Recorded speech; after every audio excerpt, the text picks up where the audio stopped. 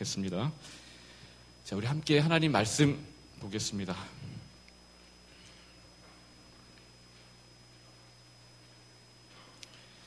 갈라디아서 1장 1절부터 6절, 성경이 없으신 분들은 주보를 참고해 주시고요.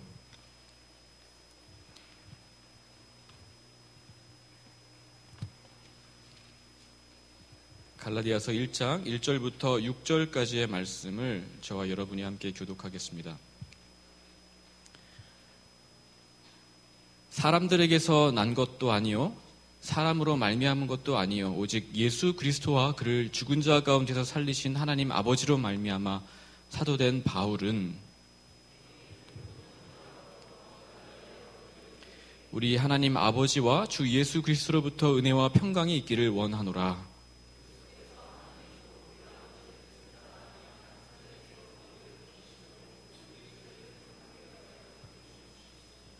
영광이 그에게 세세토록 있을지어다. 아멘. 그리스도의 은혜로 너희를 부르신 이를 이같이 속히 떠나 다른 복음을 따르는 것을 내가 이상하게 여기노라. 아멘. 한 번 더 기도합니다. 사랑의 주님, 우리 공동체를 위하여서 참 많은 헌신하는 손길들이 있는데 그 손길마다 주님께서 은총 내려주시고 선한 일을 하다가 지치거나 마음에 상함이 없도록 인도하여 주시며 늘 주님을 향하여서 섬기며 나아갈 때에 하나님 그 심령 속에 충만한 은총이 있도록 역사하여 주시기를 간절히 소망합니다. 안타까운 마음을 가지고 또 우리 부장 집사님을 보내드리지만 하나님 계속적으로 좋은 관계 맺어갈 수 있도록 인도해 주시고 또 부장 집사님의 앞날을 주님께서 축복하여 주시며 또 가정을 주님께서 복되게 하시고 하나님의 영광과 그 이름을 드러내는 데에 부족함이 없도록 늘 인도하시고 붙잡아 주시옵소서. 오늘 주의 말씀을 듣기 원합니다. 우리의 마음을 열어주시고 또한 종의 입술을 주장하여 주셔서 주의 염중한 말씀을 전하기에는 한없이 부족하지만 하나님의 말씀이오니 성령께서 주장하셔서 이 말씀이 온전히 선포될 수 있도록 인도하여 주시옵소서. 예수님의 이름으로 기도합니다. 아멘.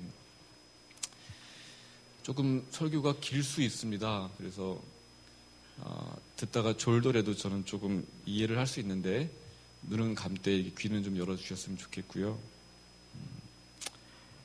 준비가 좀 잘 되면 사실 짧아지는데 덜 돼가지고 좀 길어질 것 같은 그런 불길한 예감이 드는데 아무튼 시간 안에 마치도록 하겠습니다. 오늘 갈라디아서는요, 종교개혁자 마르틴 루터가 가장 좋아했던 책으로 알려져 있습니다. 그래서 생애 무려 6번에 걸쳐서 갈라디아서를 가지고 강의했고요. 심지어 갈라디아서는 나의 아내이다, 나는 갈라디아서와 결혼했다라는 그런 말을 할 정도로 갈라디아서를 무척이나 아끼고 사랑했습니다.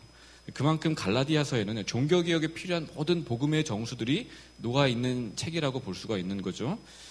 그럼에도 갈라디아서는요, 종교개혁을 위한 책이 결코 아니고요, 혹은 조직신학적인 어떤 목적을 가지고 쓰여진 교리집이 아니라 발신자와 수신자가 있는 편지의 형식으로 기록되었다는 점을 우리는 항상 기억해야 됩니다. 그래서 여러분 1절 말씀 후반부에 보시면은요, 사도된 바울은 하고 이제 발신자가 나오는 것이고 2절에 갈라디아의 여러 교회들에게 편지하고 있는 거죠. 편지입니다. 즉 바울이 갈라디아 교회에게 보낸 그런 정말 마음을 다한 편지인데 그들에게 은혜를 공급해주고 싶고요, 또 영적인 필요를 채워주고 때로는 그들의 어떤 질문에 답해주면서 격려하고 때로는 책망하기 위해서 보낸 목회적인 서신입니다. 그런데 여러분 2절 말씀을 보시면은요, 갈라디아의 여러 교회들이라는 말씀에서 눈치를 채셨던 것처럼 갈라디아 교회는 단일 교회가 아니라 갈라디아라는 지역 안에 흩어져 있는 여러 교회들을 지칭합니다. 사도행전 13장과 14장 말씀을 보면은요, 바울이 바나바와 함께 안디옥 교회에서 파송돼서 제1차 선교 여행을 다니는 장면이 기록되어져 있는데 배를 타고 지중해를 건너서 소아시아의 그 타우루스 산맥을 넘어가지고 여러 도시들을 방문하게 되는데요. 그 장면들이 나오는데 그 중에 이제 비시디아 안디옥과 더베와 루스드라와 이고니온이 나옵니다. 이 지역이 바로 갈라디아 지방에 포함된 도시예요. 즉 갈라디아 교회라 하면은 바로 이 지역들을 얘기합니다. 그런데 이 도시들을 방문하고 다시 이제 안디옥 교회로 돌아와서 머무는 동안에 바울이 안 좋은 소식을 듣게 된 거예요. 그 안 좋은 소식이라는 것은 뭐냐면 바울의 복음 전도 선포를 받은 많은 사람들이 갑자기 바울의 가르침을 떠나고 있다라는 안타까운 소식과 더불어 바울이 정말 사도가 맞느냐 이런 의문을 제시하는 무리들이 많아졌다는 것이죠. 그래서 바울은 그 소식을 접하자마자 신속히 답변을 주기 위해서 당시 바울이 눈이 별로 좋지 않았다는 것으로 이제 추측이 되는데 대필자를 이용해가지고 편지를 써서 갈라디아 교회들에게 보내게 됩니다. 그래서 이것이 바로 갈라디아서인 거죠. 이런 연유로 갈라디아서는 바울이 기록한 최초의 편지다. 왜냐하면 1차 선교 여행 직후에 기록된 것이기 때문에 그렇게 학자들은 추적합니다. 아무튼 바울의 이 첫 선교지에 거짓 교사들이 일어난 거예요. 그리고 수많은 사람들이 그 거짓 교사의 가르침을 따라 나아갔습니다. 성령의 어떤 부르심을 받아서 바나바와 함께 수많은 이적들을 행하며 정말 땀과 눈물로 복음을 전했던 결과가 이런 거예요. 변질과 배교입니다. 바울의 마음이 얼마나 낙심이 되고 실망스러웠겠어요.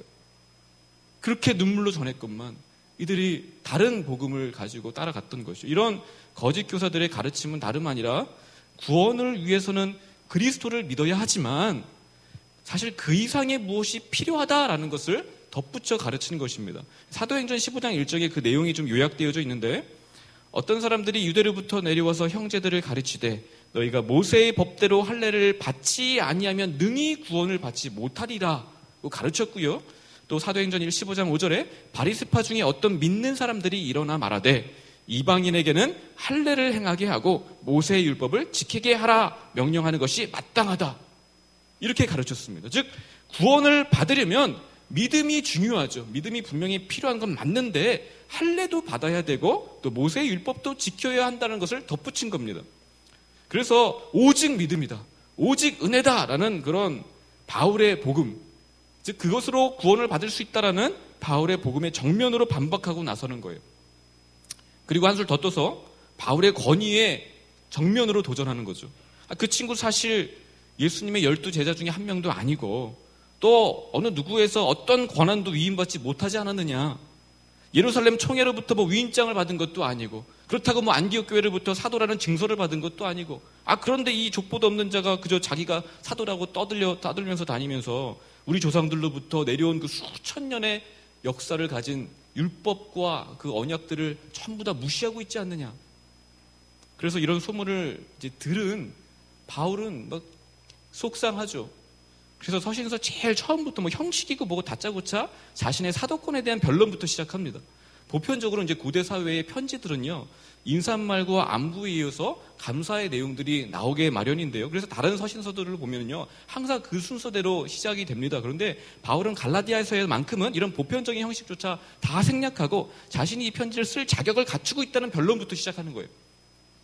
그만큼 바울의 마음이 급했던 거죠. 그래서 우리는 갈라디아서가 크게 두 개의 축으로 구성되어 있다는 것을 볼 수 있는데요. 하나는 바른 복음이란 무엇인가를 입증하는 큰 축이고요.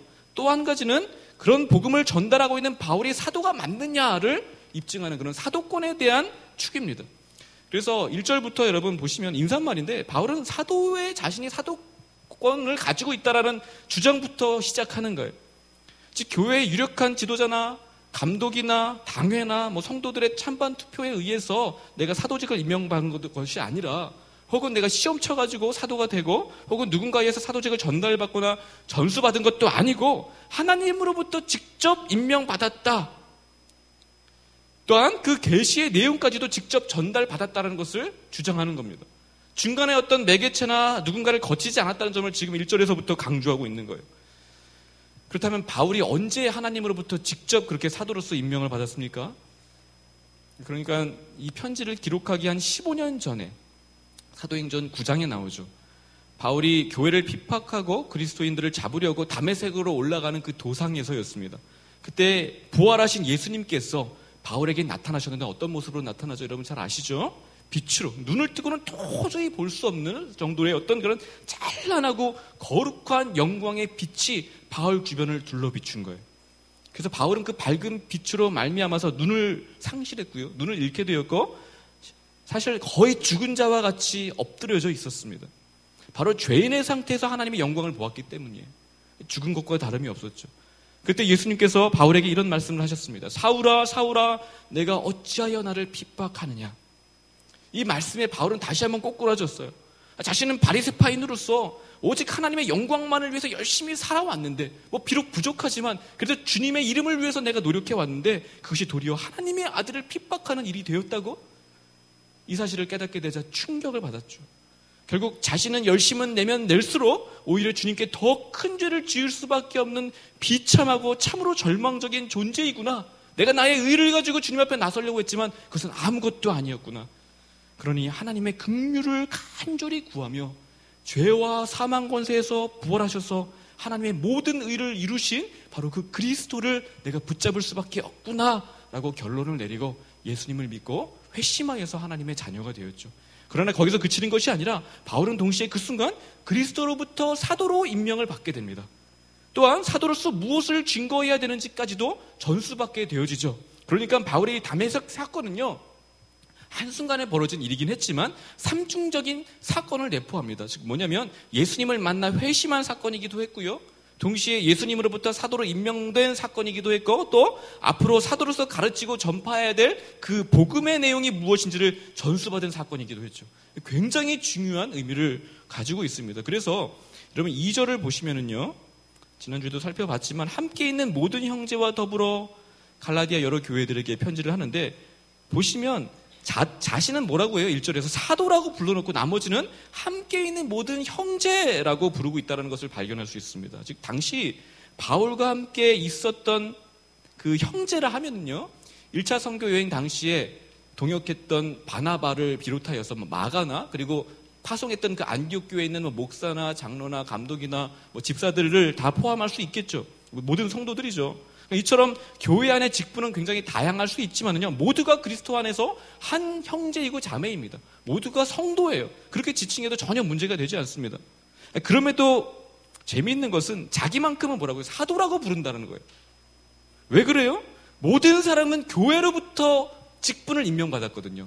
안수받아서 당신은 목사다, 당신은 집사다 임명을 받았는데, 바울만큼은 교회를 세우신 그리스도로부터 임명을 직접 받았기 때문에 달랐던 겁니다. 즉 여러분이 저를 박영우 목사라고 부르시지만 박영우 형제님, 박영우 성도님이라고 불러도 전혀 문제가 없어요. 오히려 합당합니다. 저는 그걸 원해요. 그렇다고 갑자기 형제님 이렇게 부르면 좀 약간 당황하겠지만 여러분 문제가 되지 않습니다. 저뿐이 아니라 장로님이나 집사님도 마찬가지. 사실은 외국 같은 경우는 그런 누구누구 장로님 이렇게 뒤에다 안 붙입니다. 그냥 이름을 부르죠. 그냥 직분이 장로이고 집사일 뿐이니까 같은 다 형제이고 자매이고 성도일 뿐이에요. 그러나 여러분 바울만큼은 성도라고 부르지 않습니다. 바울은 사도예요. 사도 바울이라고 부르죠. 우리 모두는 교회의 권위 아래 복종되어 있지만 바울만큼은 교회의 권위 위에 있기 때문에 그렇습니다. 그래서 교회에 보내는 바울의 서신마다 서두에 다 뭐라고 써 있는지 여러분 확인해 보세요. 로마서부터 해가지고 전부 다 한번 하나하나 확인해 보십시오. 대부분 다 이렇게 적혀 있습니다. 그리스도의 사도로 부르심을 받은 나 바울은 등등등 이렇게. 사도라는 것을 끊임없이 어필하고 있다는 것이죠. 다르다는 거죠. 교회의 권위 위에서 명령한다는 것을 볼 수 있습니다. 그렇다면 사도란 정확히 어떤 사람이에요? 어떻게 사도가 될 수 있습니까? 먼저 부활하신 주님을 두 눈으로 똑똑히 목도한 사람만 사도일 수 있습니다. 물론 우리도 예수님을 볼 수 있어요. 믿음으로 보죠. 예수님을 인격적으로 만나지만 육신으로 그러나 보고 육신으로 만나는 것은 분명 아닙니다. 믿음으로 말미암아 성령의 도우심으로 예수님을 보고 믿고 만나는 거죠. 여기 계신 누구도 육신으로, 육안의 눈으로 예수님을 본 사람은 없단 말이에요. 그렇기 때문에 봐야 되죠. 그러나 그것만으로는 부족합니다. 당시 예수님의 부활을 목격했던 사람은 좋기 500명도 넘는다고 사도행전은 기록하고 있는데 모두가 사실 사도는 아니었단 말이에요. 즉 사도는 육신으로 예수님을 만났지만 동시에 예수님으로부터 지명받아 보내심을 받은 사람들이죠. 그리고 단지 보내심만 받을 뿐 아니라 많은 사람들이 전도자로 보냄을 받았습니다만 다 사도가 아니라 보내심을 받을 뿐 아니라 전할 내용, 곧 계시도 전수받은 사람입니다. 계시. 그래서 사도는 그 계시를 가지고 구두로 전도하거나 전파하고 가르칠 뿐만 아니라 명령에 따라서 문자로 기록해서 성경을 남겼던 거죠. 즉 자신이 직접 기록하거나 혹은 누군가를 도와서 성경을 기록하도록 한 사람이 사도란 말입니다. 그래서 신약 성경은 전부 직간접적으로 사도에 의해서 기록된 거예요. 사도의 영향이 미치지 않았다면 그건 성경으로 간주되지 않습니다. 정경 밖으로 나가는 거예요. 그렇기 때문에 사도의 가장 큰 특징은 뭐냐면 성경을 기록한 사람이고, 그래서 신약 성경이 완성된 다음에 사도는 있습니까? 없습니까? 있을 필요가 없는 거예요. 그래서 사도는 계승되지 않았습니다. 그런데 많은 이단들이나 특별히 로마 카톨릭 같은 경우는 이 점을 지금까지도 오해해가지고 사도권이 오늘날도 계속 계승된다고 믿고 있어요. 그러나 사도권은 계승되지 않습니다. 무엇보다 교회가 사도를 세울 수 없어요. 하나님이 직접 세운다고 말씀드렸죠. 그래서 유일하게 교회의 통제를 벗어나 교회 위에 군림하는 사람이 사도입니다. 바꿔 말해서 사도가 교회 위에 있다는 것은 뭘 의미하냐면 성경이 교회 위에 있다는 것을 뜻하는 거예요. 그래서 교회가 성경을 기록하거나 수정하거나 이거 좀 문제가 있다 해가지고 어떤 것은 빼고 어떤 건 더하고 덧붙이고 보완하는 것을 결코 개혁교회는 용납하지 않습니다. 그럴 수 없다는 말이에요. 그러나 로마 카톨릭은 성경의 저자들도 교인들이지 않느냐, 결국 교회가 성경을 쓴 것이 아니냐라고 주장을 하는 거예요. 그러므로 교회가 성경보다 그 위에 있고, 그래서 성경을 해석하거나 편집하거나 빼거나 더할 권리가 있다라고 주장하는 거죠. 우리와 굉장히 다릅니다. 그러나 성경의 저자인 사도들은요, 교회의 사도가 아니라 성경을 보시면 뭐라고 나와 있습니까? 그리스도의 사도라고 분명히 명시되어 있어요. 여러분, 그냥 흘려 지나갈 문장이 아닙니다. 그리스도의 사도라는 것은 바로 이것을 지칭하는 거예요. 교회의 사도된 바울이라고 한 번도 얘기하지 않았습니다. 오늘 본문 1절 말씀도 그렇죠. 그리스도와 그를 죽은 자 가운데서 살리신 하나님 아버지로 말미암아 사도된 바울은 이라고 시작하는 거예요.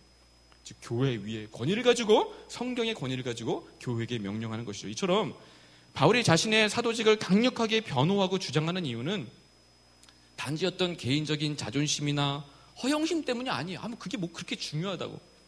교회가 자기를 사도라고 대우해주지 않기 때문에 받은 어떤 서운함이나 섭섭함 때문에 막 이렇게 자신을 변론하는 것이 아니라 그가 전한 복음의 사활이 걸려있기 때문에 그렇습니다.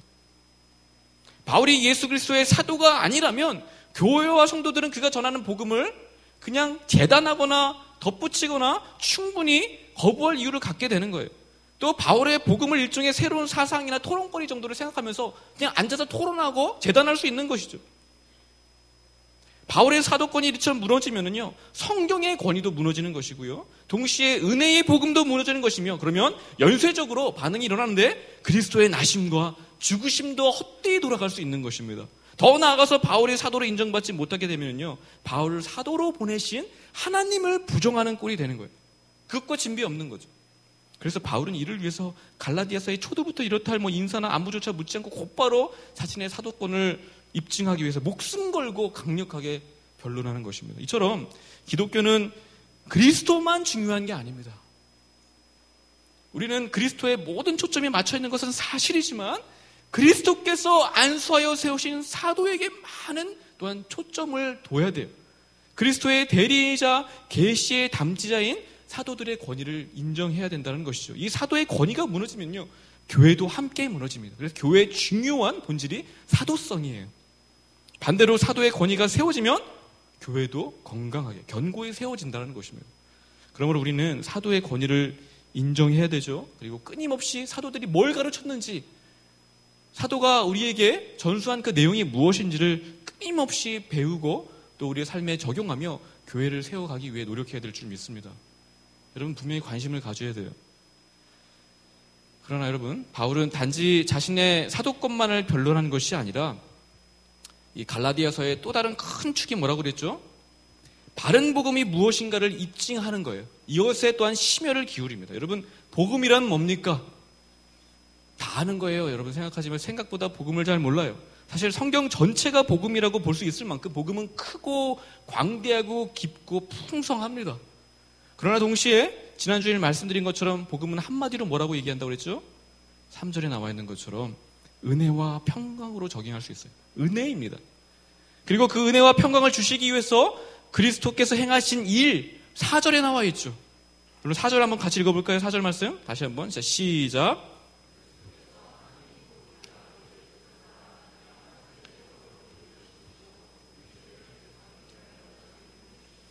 이것이 복음의 요약입니다. 핵심이에요. 그런데 갈라디아의 여러 교회들에게 무슨 일이 일어났습니까?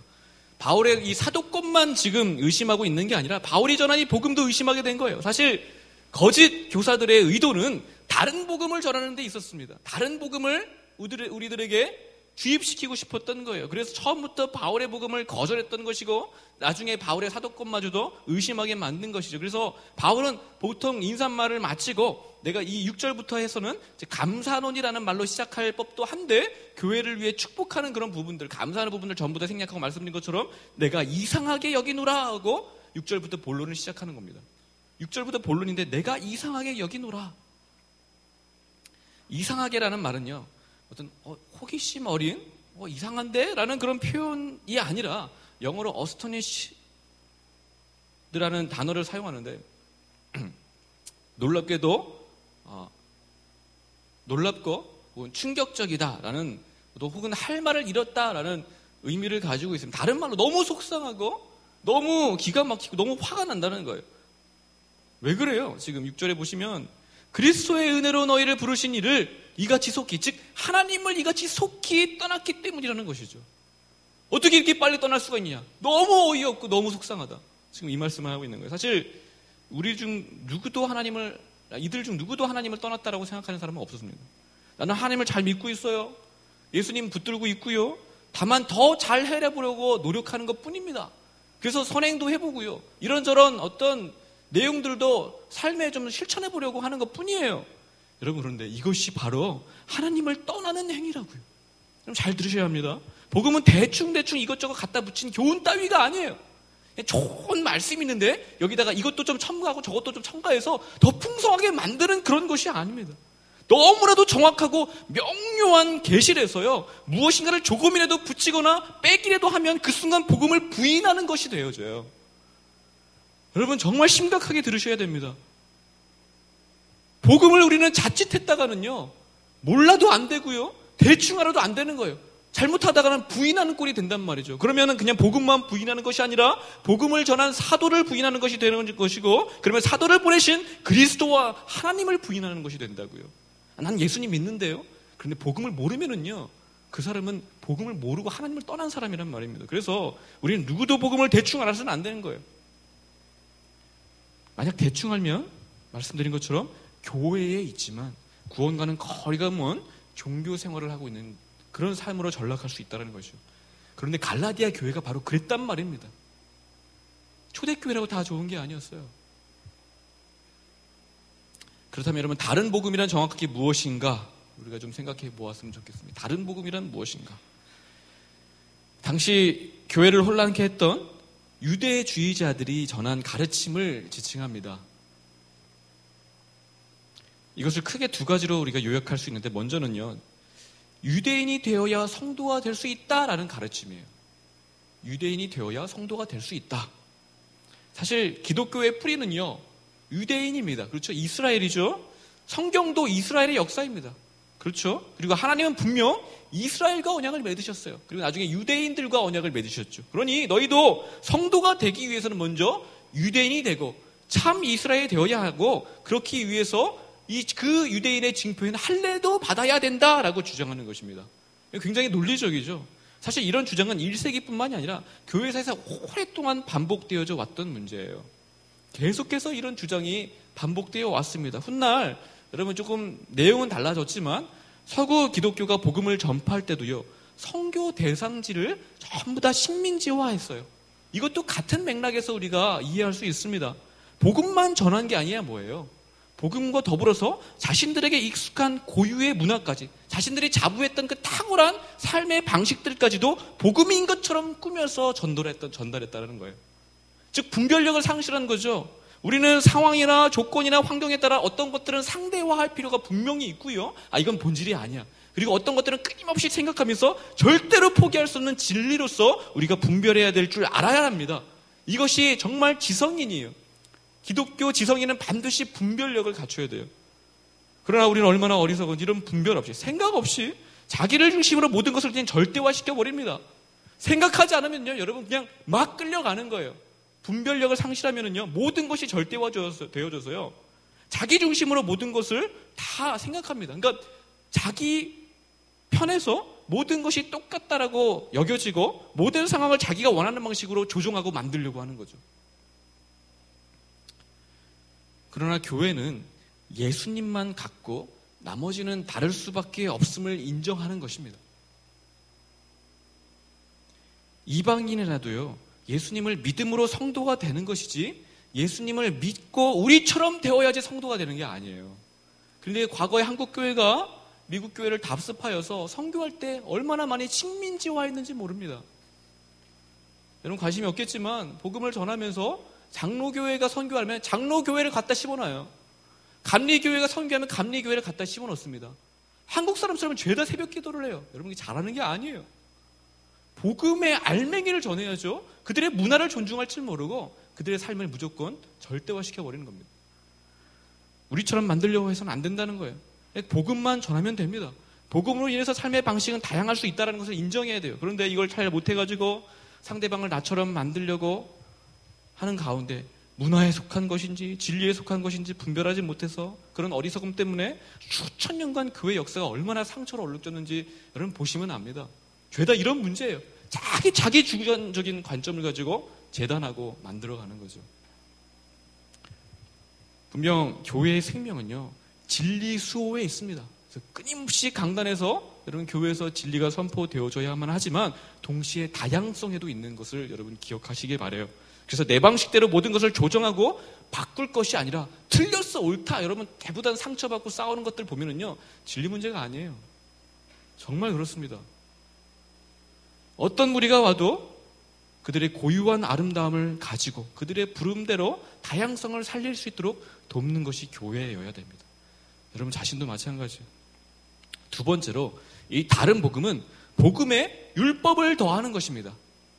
물론 구원을 위해서 예수님을 믿어야 한다는 것은 결코 부정하지 않아요.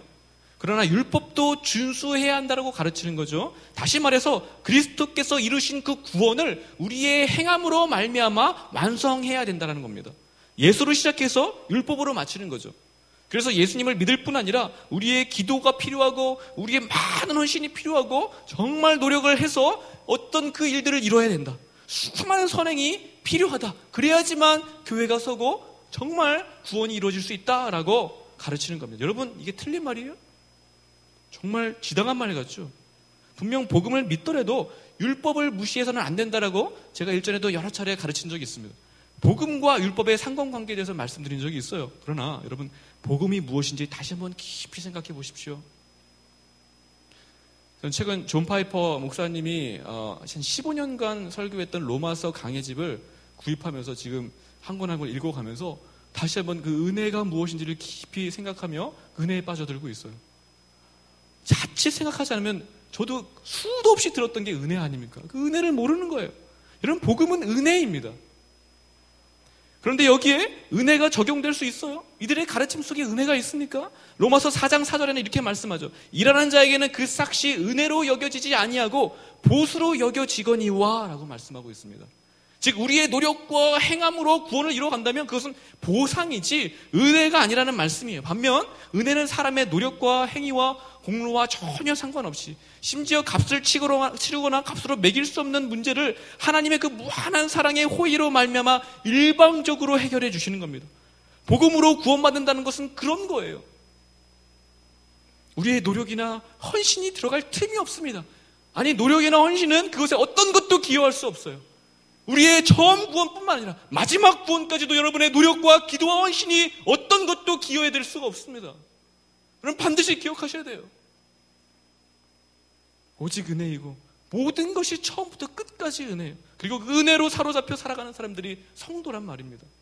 무엇보다 성경은 율법을 지켜서 하나님 앞에서 온전하게 설 수 있는 사람은 아무도 없다는 사실을 끊임없이 강조하고 있어요. 우리가 알고 있는 성경 속의 위대한 인물들을 한번 살펴보십시오. 다윗, 모세 등등 여러분 많은 사람들이 있지만 우리와 똑같은 허물과 한계가 있는 사람들이에요. 혹시 성경의 위대한 인물들이 우리와 다르다고 생각하시는 분들 계십니까? 바울은 좀 다르지. 그렇지 않아요. 똑같습니다. 어느 누구도 율법을 온전히 지키지 못했어요. 율법으로는 흠이 많은 사람들입니다. 그 사실을 보여주는 것이 사실 구약 성경이란 말이에요. 그런데 율법을 지켜야 구원이 온전해진다라고 하니 즉 구약 성경의 목적을 상실한 채 율법만 바라본 거죠. 율법을 지키라고 분명히 명령하지만 율법대로 살 수 없다는 것을 보여주는 것이 사실 구약 성경의 목적입니다. 근데 이것을 가르치고 있으니 성도들을 뭐예요? 멸망의 길로 내몰고 있는 것이죠. 그래서 베드로는요, 이 사도행전 15장에 예루살렘 회의에서 막 흥분하여 일어나가지고 이렇게 외칩니다. 우리 조상과 우리도 능히 매지 못했던 멍에를 제자들의 목에 두려고 하느냐? 이렇게 소리를 칩니다. 그럴 수 없다라는 거죠. 오늘날 세상 사람들은 성도가 성도답지 못하다라고 비난하고 조롱합니다. 많이 듣죠. 그래서 교회가 자꾸 뭐 믿음이다, 은혜다 강조만 하지 말고 도덕과 윤리 좀 가르쳐라. 상식이 좀 통하게 좀 만들어라. 맞는 말이에요. 선행을 해야지 성도답다, 성도지. 그렇게 말들 합니다. 틀린 말이 정말 하나도 없죠. 그런데 자세히 들어보면은 여러분, 구원론을 무시한 매우 위험한 발언이라는 것을 여러분 알아야 돼요. 어떻게 해요? 아주 미세한 차이지만요, 선행은 성도의 표지이자 구원의 조건이 될 수 없단 말이에요. 오히려 성도가 되어야지, 즉 구원받은 자만이 선행을 할 수 있다는 것이죠. 여러분 잘 들으셔야 됩니다. 그 말이 그 말 아니야? 아니요, 여러분 달라요. 이것으로 말미암아 여러분 정통과 이단이 갈리고요, 진짜예요, 삶과 죽음이 갈라집니다. 아주 심각한 차이를 지금 가지고 있어요. 즉 구원과 선행이 함께 가는 것이 아니라, 구원이 있고 선행이 함께 따라가는 것이 아니라, 구원이 있고 선행의 열매가 아닌, 즉 선행이 열매라면, 다시 한번요. 선행이 열매라면 구원은 그 나무라고 볼 수 있습니다. 여러분 정신 똑바로 차리시고 잘 들으셔야 됩니다. 이게 굉장히 교묘하게 우리를 속여요. 너무 많은 예가 있는데 제가 지금 다 설명드릴 수는 없고요. 구원을 강조하는 건 사실이지만 선행이 정말 구원의 조건이 되는 것처럼 얘기합니다.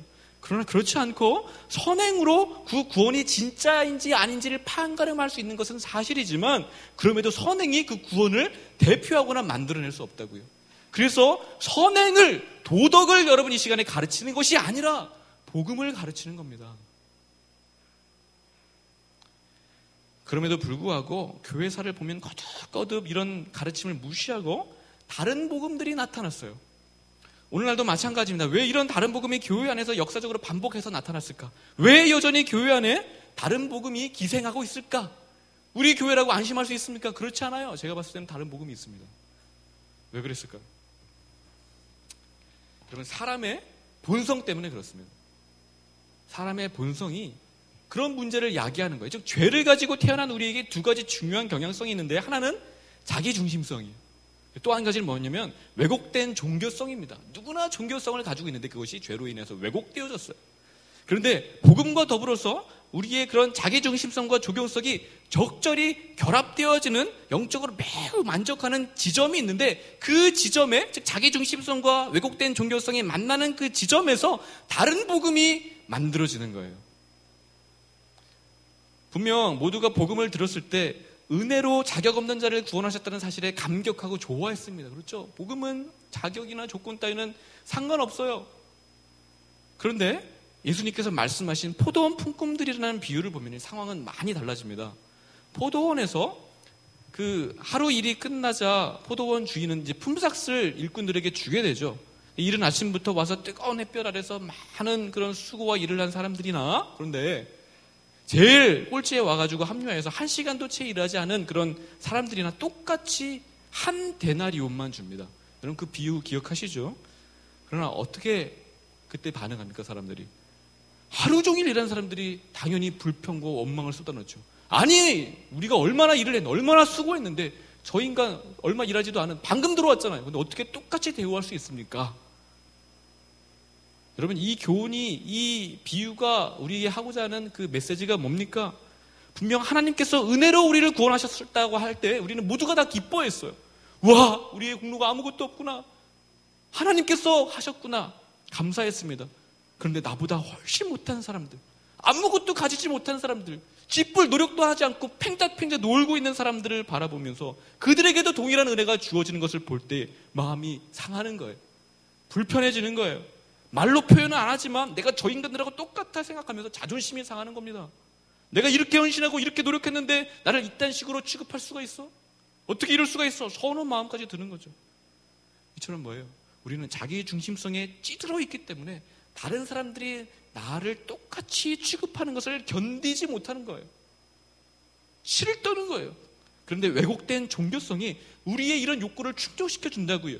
즉 우리는 끊임없이 다른 사람과 다르다는 것을 부각시키고 인정받고 싶은데 나를 인정해주고 내 공로를 받아주는 그런 종교적 성향을 만나게 되면 열정이 폭발하면서 열심으로 나아가는 거죠. 즉 이런 종교적 열심주의, 공로주의가 나를 다른 사람과 구별하게 만들고 나를 더 높은 자리로 이끄는 것입니다. 이처럼 자기중심성이 왜곡된 종교성과 만나면서 다른 복음이 일어나는 거예요. 이것이 어떤 이단에만 나타나는 것이 결코 아닙니다. 교회 안에서 나타난단 말이에요. 결국 다른 복음은 우리의 본성과 딱 들어맞는 것입니다. 우리가 좋아해서 우리가 만들어낸 거예요. 자신을 바꾸거나 즉 깨뜨릴 필요가 전혀 없이 자신의 영적 욕구들을 다 만족시켜주기 때문에 그래요. 그러나 바울의 열정적인 복음 전도와 가르침에도 불구하고 갈라디아에 속한 대다수의 교인들은 어떻게 됩니까? 다른 복음으로 넘어갔죠. 바로 이와 같은 본성에 이것이 맞기 때문에 그렇습니다. 생각하지 않으면 다른 복음을 어느 순간 믿게 되는 거예요. 그리고 오늘날 수많은 교회들도 그처럼 넘어가고 있습니다. 은혜는 그렇게 좋아하잖아요. 그런데 사람들이 바뀌지를 않는 거예요. 뭘 의미합니까? 다른 복음을 지금 믿고 따르고 있다는 것을 반증하는 거죠. 은혜는 받았는데 눈물 콧물은 맨날 쏟고 있는데 기도 응답은 있다고 하고 영적인 체험은 있다고 얘기하고 있는데 바뀌질 않는 거예요. 성경은 막 수독 읽고 지식은 쌓여만 가는데 사람이 달라지지 않아요. 교회를 위해서 그렇게 열심을 내고 물질을 들고 막 재능을 발휘하고 수많은 실적을 세우면서 성장 번영시키고 있는데 여전히 이기적이고 자기밖에 모른단 말이에요. 여러분 그런 성도들이 얼마나 수두룩한지 아십니까? 그러나 진짜 복음은 그럴 수 없어요. 그럴 수 없어요. 은혜로 말미암아 만족하지만 동시에 은혜로 자신을 깨뜨립니다. 진짜 복음과 다른 복음의 차이점은 여기서 드러나요. 이것이 시금석이에요. 자기를 깨뜨려요. 자기 중심성을 결코 만족시켜주지 않습니다. 참된 진리를 알아감으로 즐거워하는 것은 사실이지만 동시에 그 진리가 우리의 삶의 구석구석을 들쑤시고 나가면서 잠자고 있었던 우리의 깊은 욕망까지 들춰내면서 제거하게 만드는 거예요. 그래서 끊임없이 십자가에서 우리는 죽고 고통스러워합니다. 여러분 어때요?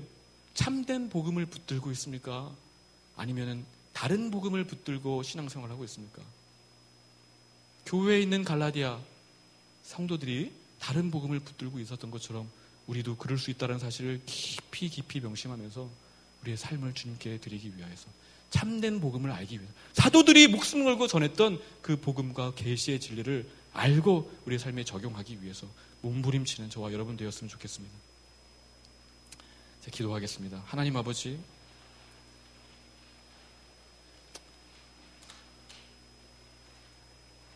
(1세기나) 지금이나 여전히 복음이 전파되지만 그 복음과 더불어 다른 복음이 기생된다는 사실을 우리가 항상 명심하고 두렵고 떨림으로 깨어서 사도들의 그 가르침을 따라 살기 위해 노력할 수 있도록 도와주시옵소서. 그래서 자기 중심성과 왜곡된 종교성이 만들어내는 그런 우리 안에 나도 모르게 믿고 따르는 다른 복음을 우리가 끊임없이 배격하며 자신을 깨뜨리며 주님의 길을 걸어가기 위해서 노력하는 우리 모든 청년들, 권속들 다 될 수 있도록 주여 붙잡아 주시기를 간절히 소원하며 기도합니다.